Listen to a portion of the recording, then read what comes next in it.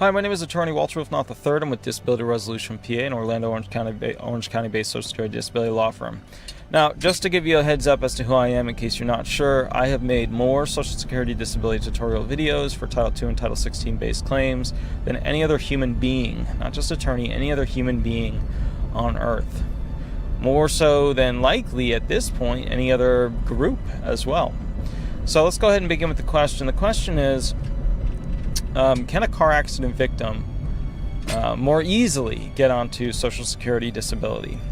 Now, I know a lot of attorneys will state it depends, but this is a big it depends one. And there's also a part 2 to this whole thing, which makes it, frankly, a little bit rougher for those individuals. And people don't realize it, but let me tell you now how it works. An individual who gets into a car accident will basically go through an immediate CDR after they get through their basic documentation. That's your 3368s, your 3373s, your 3369s, all that stuff. So once the initial filing forms and the thereafter DDS forms are completed, they'll be entered into a wait-and-see period, which is probably the opposite of what these guys need, but usually that's what happens unless their injuries are extreme, in my opinion, the very tip of severe to extreme, or frankly terminal. What you need to know is that when they finish the documentation, they put them into a little mini wait period to see how they will improve. Because, you know, a lot of these people, they get into a horrible accident, they're in the hospital for, you know, let's say 4 or 5 months. You know, if it's really bad, 2 months, if it's still really bad, you know, a couple of weeks, if it's still pretty bad. After which they will still continue to go through, usually, they might put them through, they might not, this check and see period. The reason they're doing this is because they want to see if this individual is going to improve with significant medical treatment. Because if they improve with significant medical treatment, you guessed it, they're no longer disabled because they're no longer severely disabled. Okay? So let's talk about that. Car accidents also have a unique aspect to them, which is very, very helpful for establishing the onset date for your alleged severe disability. Okay, so the explanation that I always use when it comes to discovering for disability purposes your alleged onset date, I'll tell people, you know, sometimes it's really easy. Sometimes the day somebody got into a car accident, or they got their arm caught in a winch, or for example, you know, something happened. There was an earthquake, something fell on them. You know, that's really easy. Their alleged onset date was at that day, on that time, you know exactly when it happened.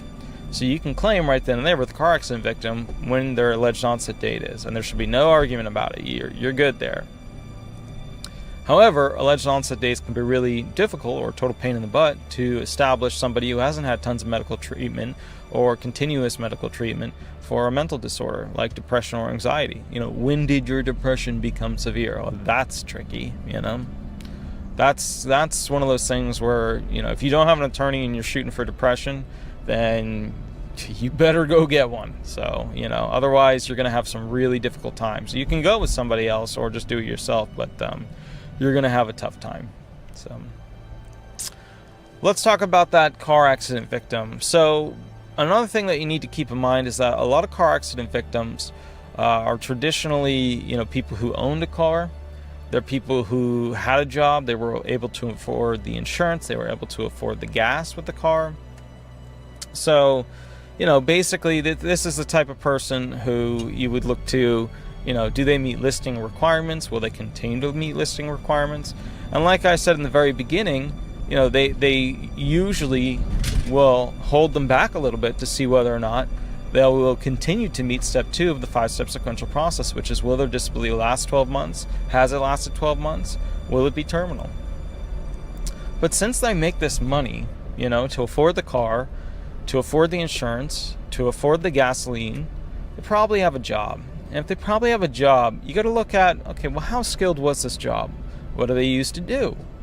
Because these are all factors that, you know, are important for figuring out, you know, where they stand on the vocational track for a vocational allowance.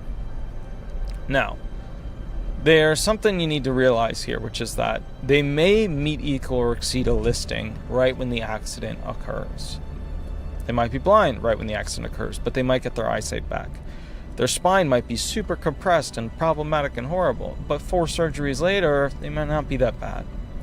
So that's why I said in the very beginning of this video, remember, are car accident victims more likely to get on disability? Yeah, they're more likely to get on disability, but there's one big it depends, which is how well they'll recover thereafter.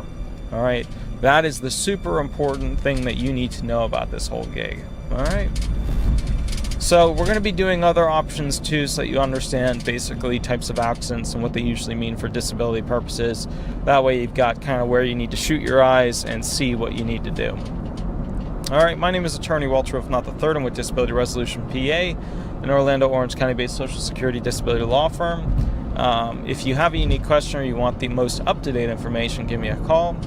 Also, if you would like a customized video, we only do general tutorial videos, so if you would like a general tutorial video, shoot me an email or give me a call with the topic you would like me to address. All right?